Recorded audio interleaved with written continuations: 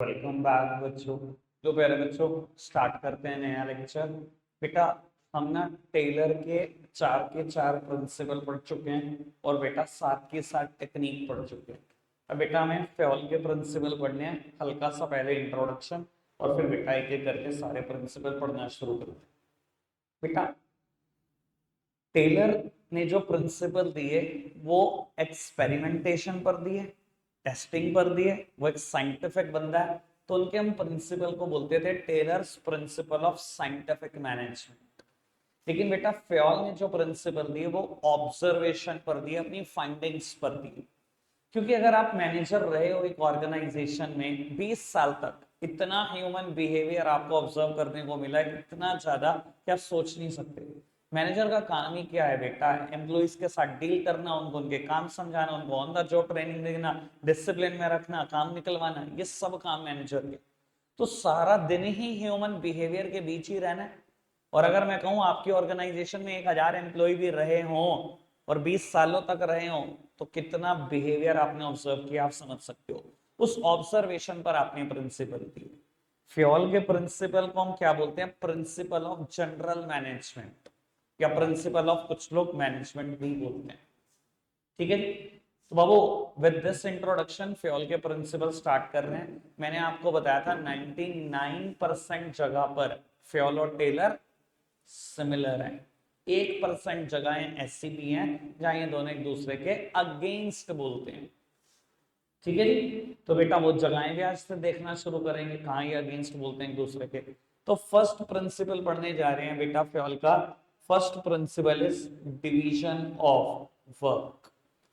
बेटा ये जब हम प्रिंसिपल पढ़ते हैं ना तो काफी पोर्शन अथॉरिटी, सॉरी काफी, ये वाला प्रिंसिपल और अथॉरिटी एंड रिस्पॉन्सिबिलिटी, ये काफी पोर्शन है बेटा ऑर्गेनाइजिंग चैप्टर से। डिवीजन ऑफ वर्क पढ़ते टाइम ना ऑर्गेनाइजिंग के प्रोसेस के शुरू के 2 स्टेप थोड़े से याद आ जाते हैं, आ जाएंगे आपको याद जब मैं बोलूंगा। बेटा क्या कहता है ये प्रिंसिपल डिवीजन ऑफ वर्क?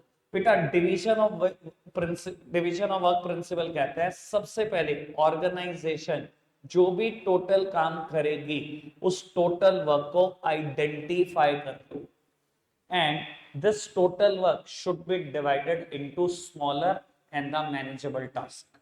इसके छोटे छोटे टुकड़े कर लो, इतने छोटे कि आप आराम से मैनेज कर पाओ। ठीक है जी। The whole work should be identified and the whole work should be divided into smaller and the manageable task and then each smaller and the manageable task is known as job। इसको हम क्या बोलते हैं बेटा? हर छोटे task को हम क्या बोलने वाले? जॉब बोलने वाले। Then each job must be performed by a trained personnel. हर जॉब को परफॉर्म करने के लिए ट्रेन्ड पर्सोनल रख लो। और जब बेटा एक ट्रेन्ड पर्सोनल एक जैसे काम को बार बार बार बार बार बार करेगा तो बेटा ही और she will become expert in that. यानी कि मैं बोल सकता हूं division of work leads to the specialization. और क्लैरिटी करते हैं इस बात में। बेटा मैं हमेशा 2-3 एग्जांपल देता हूं इस बात को क्लियर करने के लिए। बैंक्स में चले जाओ, क्या ऐसा होता है क्या बैंक में अगर 10 स्टाफ है, हमने ऐसा कर दिया बंटवारा कि एक स्टाफ को कह दिया ये 200 क्लाइंट आप हैंडल करोगे, इनका सेविंग अकाउंट आप खोल दो, करंट अकाउंट आप खोल दो, क्रेडिट कार्ड डेबिट कार्ड आप इशू कर दो, नेट बैंकिंग आप एक्टिवेट कर दो, लॉकर फैसिलिटी की बात करें आप देखो, डिमांड ड्राफ्ट चाहिए आप देखो, मतलब 200 क्लाइंट का सब कुछ आप करो। ऐसा करते हैं क्या बैंक में? दूसरे को कह दिया अगले 200 तुम्हारे कस्टमर, तीसरे को कह दिया अगले 200 तुम्हारे। ऐसे नहीं करते बेटा। हम कम कैसे करते हैं काम को बेटा? बैंक जितने भी काम करता है इस टोटल वर्क को हमने डिवाइड कर रखा है smaller and the manageable task में। इसके छोटे छोटे टुकड़े कर रखे हैं आपने। एक टुकड़ा कर रखा है कैश डिपॉजिट काउंटर, एक टुकड़ा कर रखा है कैश विड्रॉल काउंटर, एक जगह हमने कर रखा है issuance of debit card credit card, एक जगह पे हमने लॉकर फैसिलिटी का ऑप्शन दे रखा है। यही कर रखा है बेटा। बैंक जितने काम करता है हमने छोटे छोटे टुकड़ों में बांट रखा है and then each smaller and the manageable task is known as job. और उस काम को हम किससे करा रहे हैं बेटा? एक ट्रेंड पर्सोनल से, जिसको हमने महीने की ट्रेनिंग दी है, किसी को 15 दिन की ट्रेनिंग दी है, किसी को 20 दिन की ट्रेनिंग दी है। जो इंसान कैश डिपॉजिट काउंटर पर बैठकर कैश गिन रहा होता है ना आपका बेटा, 30 दिन ट्रेनिंग लेकर आया होता है। उसको सिखाया गया होता है कैसे कोई नोट तेरे को पहचानना है असली है, कैसे कोई तेरे को नोट पहचानना है नकली है। क्या हमें 15 तरीके पता है कोई नोट असली है? 15 वे होते हैं जानने के, हमें एक दो पता है। ज्यादातर केस में तो हम तार ही देख रहे होते हैं नोट की, सबसे ज्यादा तो यही पॉपुलर चीज है। और तो हमें ज्यादा तरीके नहीं पड़ता, उसको पूरे 15 पता है, उसने ट्रेनिंग कर रखी है इसी चीज की। कैश कैसे स्पीड पे काउंट होगा उसको ट्रेनिंग है, कैश के बंडल कैसे बनाने उसकी ट्रेनिंग है, 30 दिन ट्रेनिंग है। मैं कहता हूँ वो एक ट्रेंड पर्सोनल एक जैसा काम बार बार करेगा, आपको क्या लगता है एक्सपर्ट नहीं बनेगा? बेटा एक महीने बाद, अच्छा पहले दिन में वो काउंटर पे बैठ के नोट गिन रहा होगा, उसकी स्पीड बहुत कम रही होगी। एक महीने बाद, 6 महीने बाद, साल बाद, कैसी होगी उसकी स्पीड कैश गिनने की? देखिए आपने कई बार देखे ऐसे ऐसे बहुत बड़े बड़े बड़े मास्टरमाइंड जो नोट गिनते बड़े तगड़ी स्पीड पे, जितने में आप एक गड्डी नहीं गिन पाओगे 4 गड्डी गिन के साइड कर देगा। ऐसे ऐसे लोग देखे हुए मैंने तुम्हें बताया भी था एक बार शायद ये बात। मेरे फ्रेंड है प्राइवेट बैंक में HDFC में, जब पुराने 500 और 1000 के नोट चलते थे ना बेटा, भाई साहब वो तो मतलब मैंने आज तक उसके जैसा कोई बंदा नहीं देखा नोट गिनने वाला। आपकी आंखों में आंखें डाल के नोट गिनेगा पुराने 500 और 1000 के, और ऐसे कर देता था ये नकली, ये नकली नोट गिनते गिनते नीचे भी नहीं देख रहा बेटा।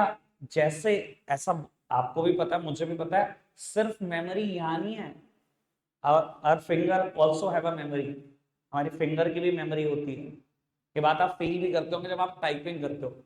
अब मान लो मैं कहूँ 4 साल से एक ही फोन चला रहे हो, कई बार ऐसा होता है ना आंखों में आंखें डाल के बात कर रहे हो, नीचे टाइपिंग भी कर दी। फिंगर की मेमोरी है, फिंगर को याद है हर बटन कहाँ है, मेमोरी सिर्फ यहाँ नहीं है।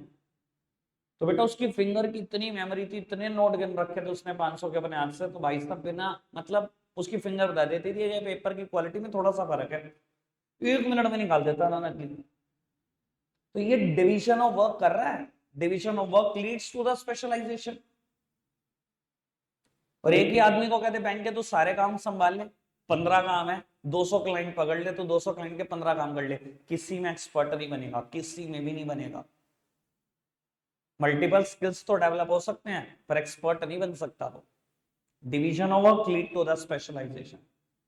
कोई दिक्कत कोई परेशानी तो नहीं?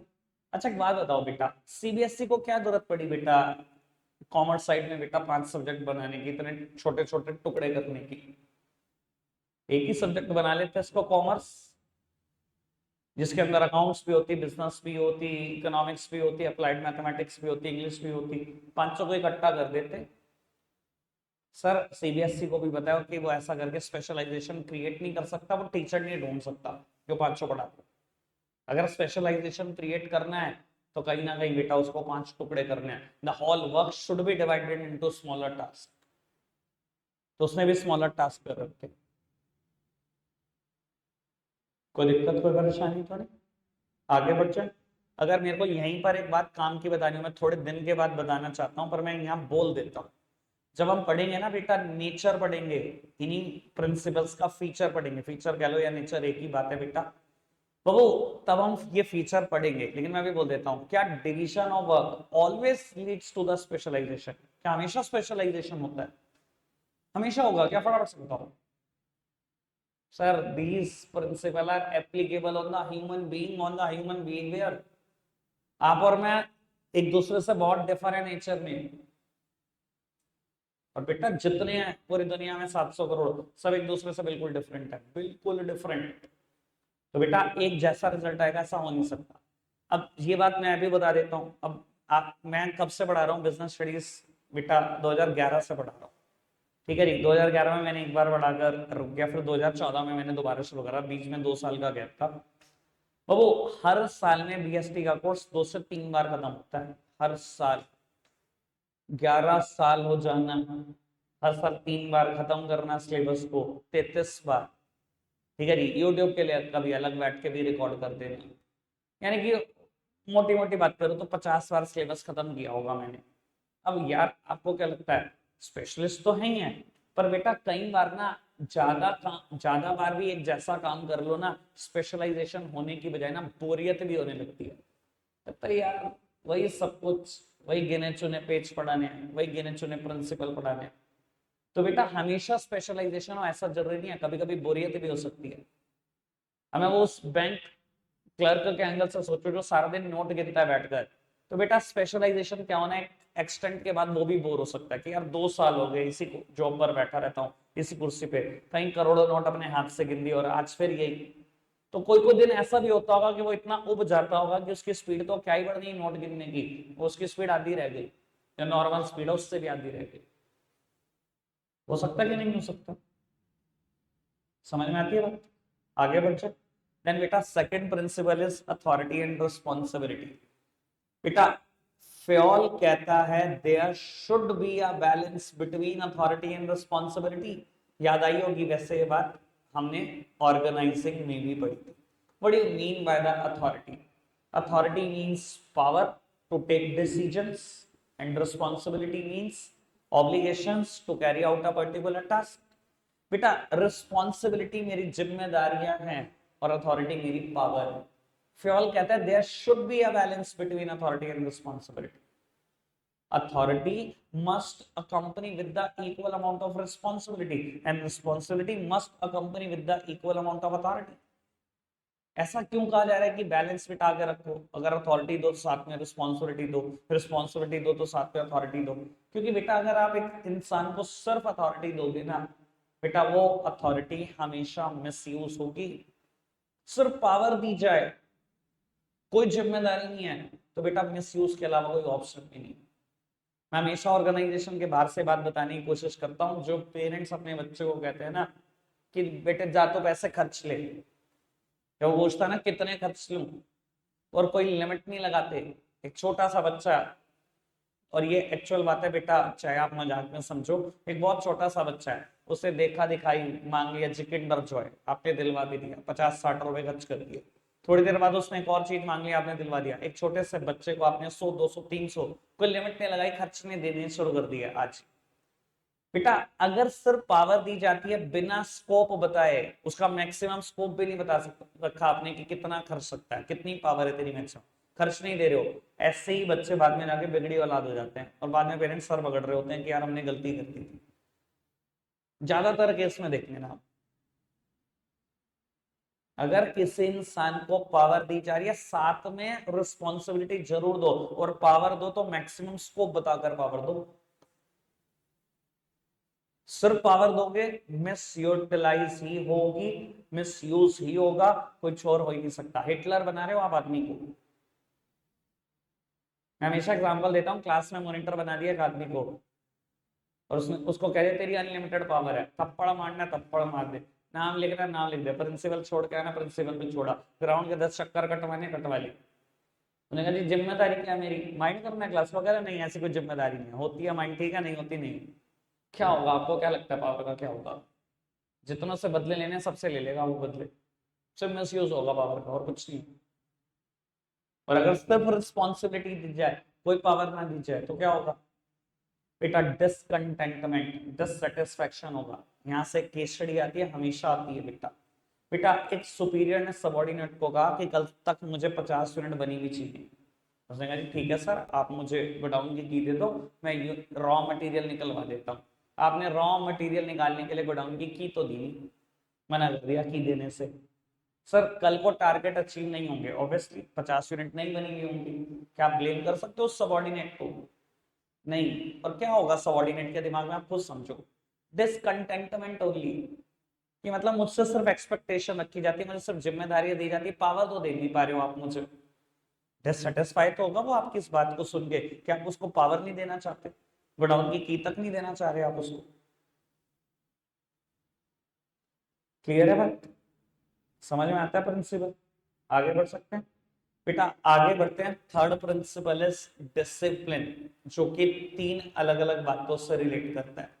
सबसे पहली बात बेटा, मैं जो अब बात बोलूंगा, ये नोट्स में पहली लाइन लिखी हुई है, पढ़ना और इग्नोर कर देना, ये बात किसी और जगह पर भी आती है, बताता हूं। बेटा सबसे पहली बात आपको ये बोली जाती है कि आप एक ऑर्गेनाइजेशन में ना पता नहीं कितने सारे लोग काम कर रहे होंगे, कभी 1000 हो सकता है, किसी केस में 2000 हो सकता है, किसी केस में 5, 10, 20 हजार भी हो सकता है, किसी इस केस में बेटा आप लाखों में भी हो सकते हो। कहते आप लाखों में हो, पता नहीं कितने डिफरेंट रिलीजन को मानने वाले हो, पता नहीं कितनी डिफरेंट लैंग्वेजेस बोलने वाले हो, पता नहीं कितनी डिफरेंट कास्ट के लोग काम कर रहे हो, पता नहीं कितने लोगों का क्या फाइनेंशियल बैकग्राउंड है, किसी का बहुत अच्छा, किसी का बहुत खराब, किसी की एजुकेशनल क्वालिफिकेशन कितनी है, पता नहीं कितनी, कितनों की आपसे कम है, कितनों की आपसे ज्यादा है। कहता है आप डिफर हो, हर सेंस में डिफर हो एक दूसरे से, बट इतने डिफरेंस होने के बाद भी आपको ऐसा टीम काम करना है। ये बात डिसिप्लिन की भी पहली लाइन बोलती है, पर सेम बात ना बेटा spirit day corps 14th principal है फिर का, वहां पर भी आती है। और कभी जो मैंने बात बोली है, अगर इसका प्रिंसिपल पूछा जाए तो हम हमेशा स्पिरिट डे कॉर्प्स को ही कोट करते हैं। इसी वजह से बात मैं डिसिप्लिन में छोड़ देता हूँ, हमेशा नोट्स में लिखी जरूर हुई है, इसलिए मैं इग्नोर कर देता हूँ, छोड़ देता हूँ, पहली बात यही लिखी हुई है मैंने नोट्स में। ठीक है, उसके बाद बेटा अब टोटल मिलाकर डिसिप्लिन में 3 बातें हैं। सबसे पहली बात, ऑर्गेनाइजेशन के जनरल रूल्स एंड रेगुलेशन को फॉलो करने वाली बात।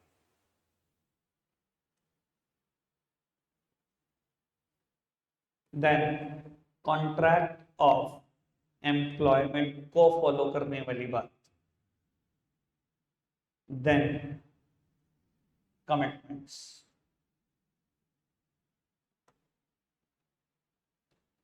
उत्तर आराम से सुनना, केस यहां से आता है बेटा।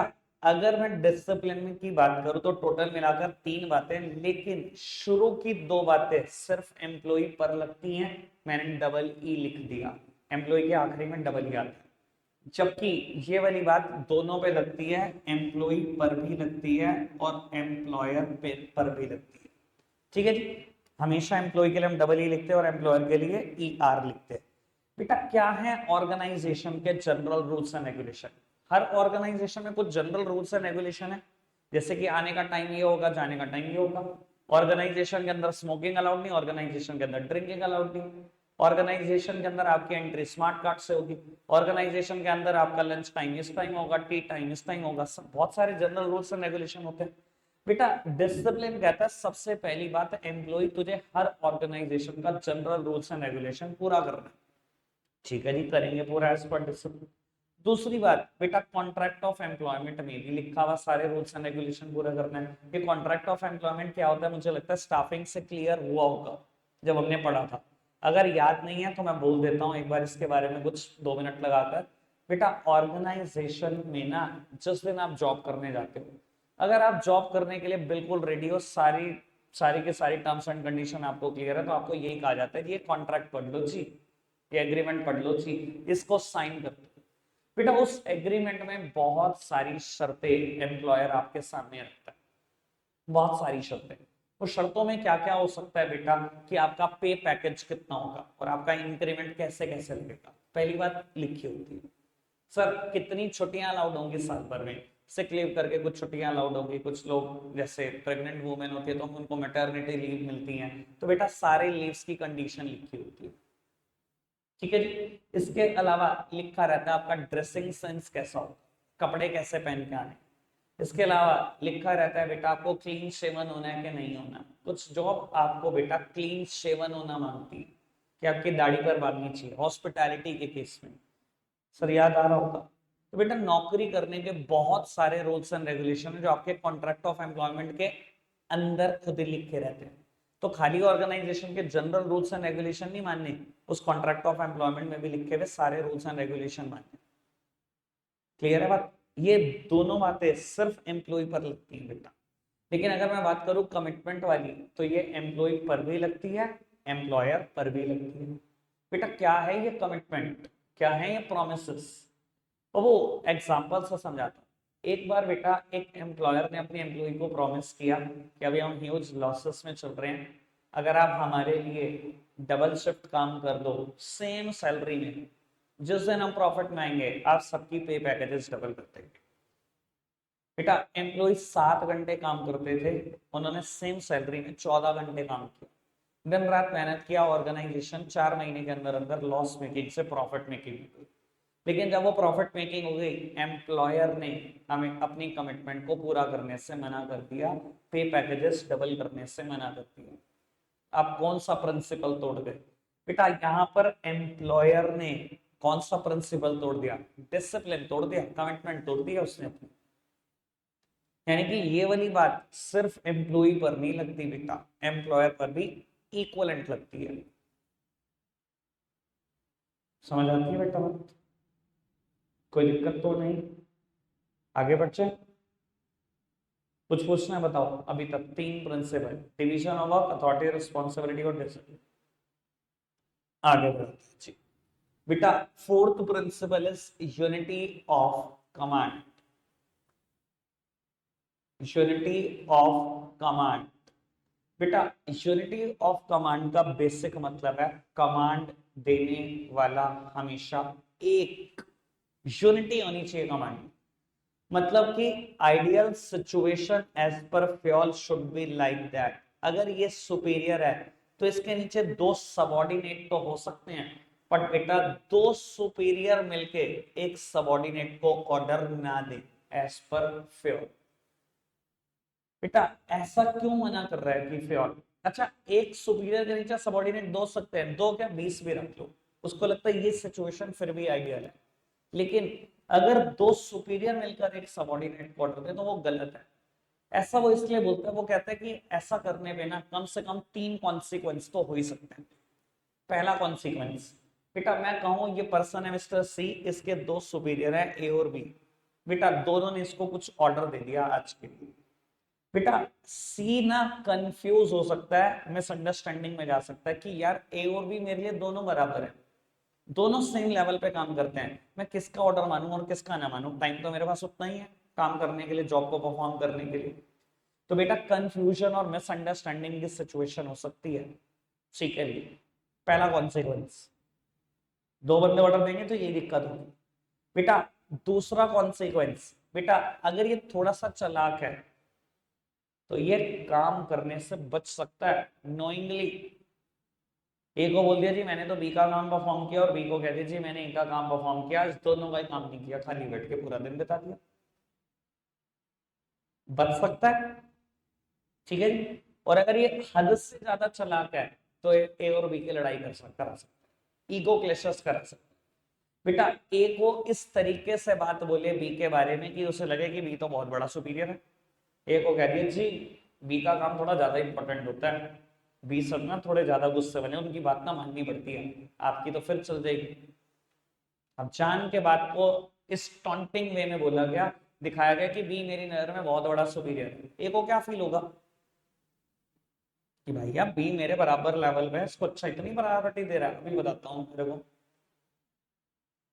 बेटा ये अगर ज्यादा चालाक हुआ ए और बी की लड़ाई करा देगा, ईगो क्लैशेस आ जाएंगे इन दोनों के बीच में। तो बेटा कम से कम 3 कॉन्सिक्वेंस अराइज होते हैं एज पर फ्योल की अगर एक से ज्यादा आदमी ऑर्डर दे। कंफ्यूजन मिसअंडरस्टैंडिंग की सिचुएशन, ईगो क्लैशेस हो सकते हैं सुपीरियर के खुद के बीच ही, और नॉइंगली सबऑर्डिनेट सुपीरियर, दोनों ही सुपीरियर का काम करने से बच सकता है। इसलिए कमांड देने वाला हमेशा एक होना चाहिए।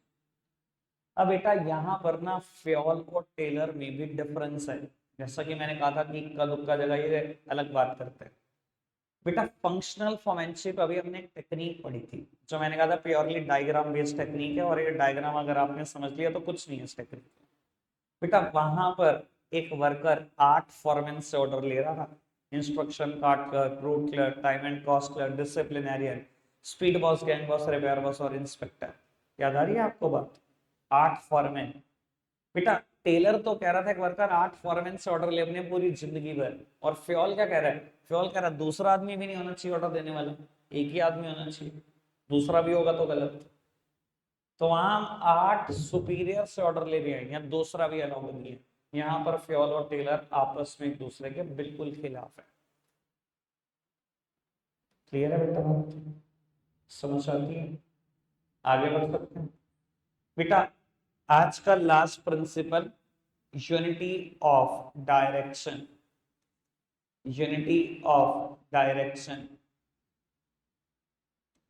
क्या कहता है बेटा? ये 5th प्रिंसिपल बेटा यूनिटी ऑफ डायरेक्शन कहता है, अगर ये एक लाइन लिख दो जो मैं बोल रहा हूं, सबसे पहले टीचर समझ जाएगा, आपको बिल्कुल अच्छे से क्लियर है बेटा। वो लाइन एनसीईआरटी की है, activity having common goals must have one head and a one plan.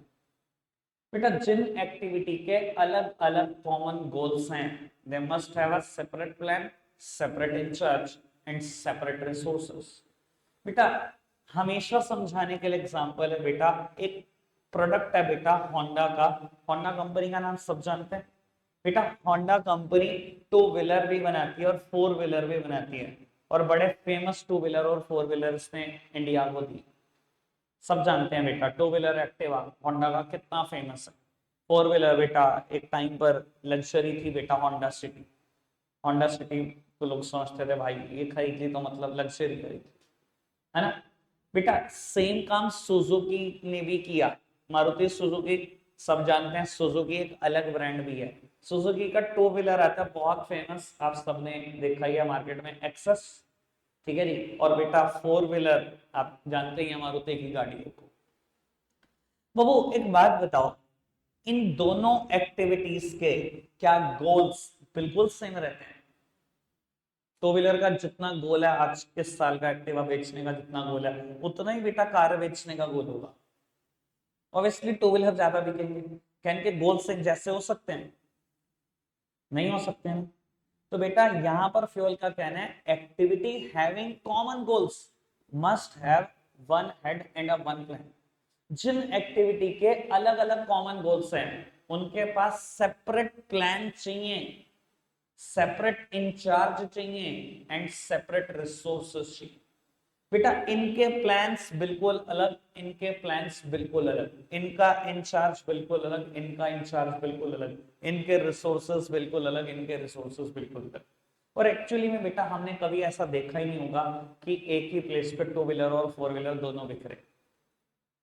आप किसी शहर का इतिहास उठाकर देख लो, होंडा के डिस्ट्रीब्यूटर आपको हर शहर में मिल जाएंगे, लेकिन टू व्हीलर का डिस्ट्रीब्यूटर अलग बैठा होगा, फोर व्हीलर का बिल्कुल अलग। सर मारुति का डिस्ट्रीब्यूटर नहीं है क्या हमारे शहर में? है कि नहीं है? अंबाला रोड का वो पुल चढ़ने से पहले, पुलिया चढ़ने से पहले मारुति का डिस्ट्रीब्यूटर बैठा, ठीक है ना। बड़ी नहर वाली जो पुलिया चढ़ते हैं बिल्कुल उससे पहले राइट हैंड साइड पर बैठा हुआ है, ठीक है जी। और what about two wheeler? Sir two wheeler शायद वहां बैठा हुआ है कोट रोड में। मतलब ये कभी हो सकते हैं क्या साथ? प्लान बेटा गोल्स ही अलग अलग हैं, इनके टारगेट बिल्कुल अलग अलग है, तो इनकी प्लानिंग भी बिल्कुल डिफरेंट चाहिए। इनके प्लानिंग बिल्कुल डिफरेंट चाहिए, इनके रिसोर्सेज बिल्कुल डिफरेंट चाहिए, इनके इंचार्ज बिल्कुल डिफरेंट चाहिए। और एक्चुअली में बेटा ये सब फ्यूल का प्रिंसिपल ही पूरा कर रहे हैं। अच्छा क्या होगा अगर एक जगह पर हो जाए सब?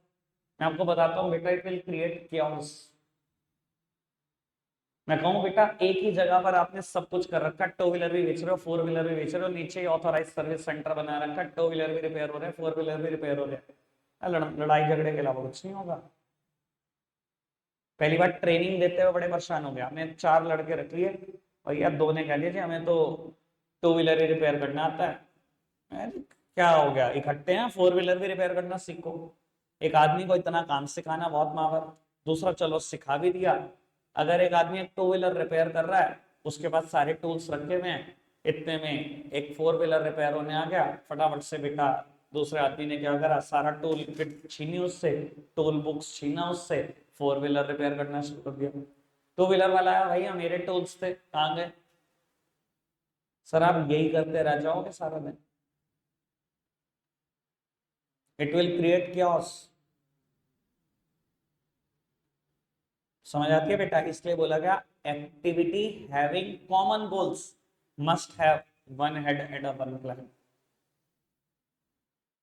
ठीक है ना जी, हेड का मतलब इंचार्ज से, कि जिन एक्टिविटी के अलग अलग कॉमन गोल्स हैं, अलग इंचार्ज दे दो, अलग प्लान दे दो, अलग रिसोर्सेज दे दो, सब अलग कर दो इनका।